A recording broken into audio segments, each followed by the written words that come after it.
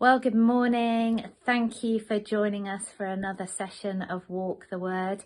If you've been following us for a while now, you'll know that actually every Wednesday we take time to just pause and pray and ask God to break in. And different people will lead different sessions on how God is speaking to them and encouraging us and leading us in prayer. And so today I just wanted to share with you something about faith. And those of you that know me will know that I'm stepping into a new role within my workplace. And it's quite an unknown thing. It's something where I just really want God to move, God to speak, and for him to guide my steps in that. And so I've been asking him to just speak to me. I've also been reading a really helpful devotional lately called Resilient Hope by Christine Caine. So some of what I'm going to share is actually what I've taken from that. So, I want to give her credit for how she's really provoked me. There's a couple of times in the Bible where it talks about Jesus being amazed. And that's really stood out for me because they're two quite contrasting things. The first is where Jesus meets the centurion who is asking Jesus to heal one of his servants. And the centurion, if you read it in Luke 7, says basically, Jesus, you don't have to come to my house to heal this person. I know that you can do it. He says, Lord, do not trouble yourself, for I am not worthy to have you under my roof. And then it goes on, but say the word and let my servant be healed. And when Jesus heard that, he described he was amazed. He talks about nowhere else is such amazing faith.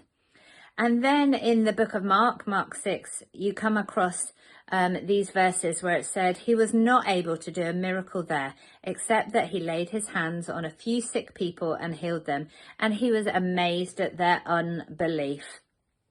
Now, I think this is quite remarkable, quite different to the first story that I shared, and actually where Jesus was when it's saying that he couldn't perform a miracle. It was a place where actually people would have known him. They would have known that he was the local carpenter's son. So that might have drawn them there to hear his teaching. But actually they missed out. So they listened to what he said, but then they missed out on the fullness of it, on the richness, taking offense at what he said.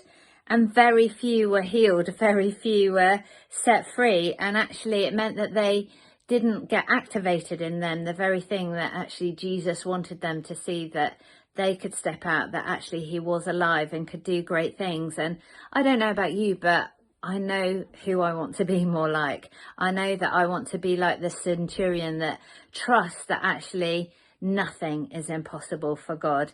He didn't require Jesus to lay hands on his servant to know that he could get well. He knows that God is healer.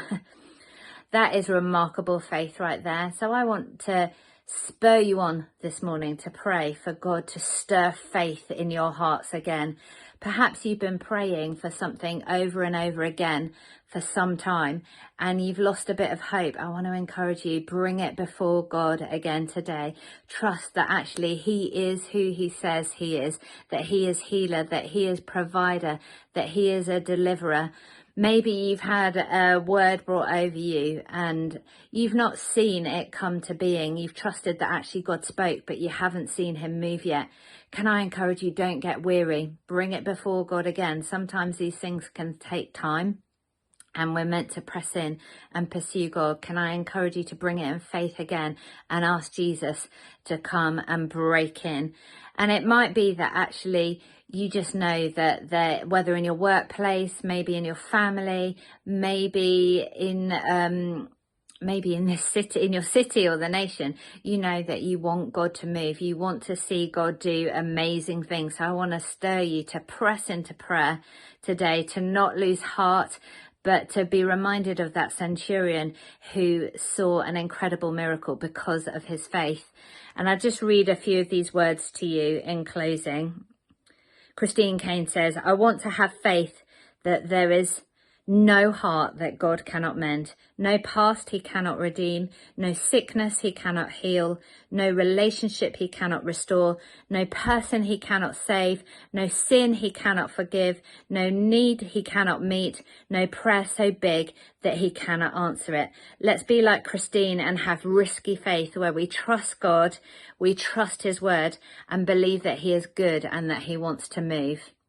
I do hope that's encouraged you this morning. It'd be great to share any stories of where you see God move and where you see your faith just kind of re-envisage. Feel free to share those with us, but have a great day.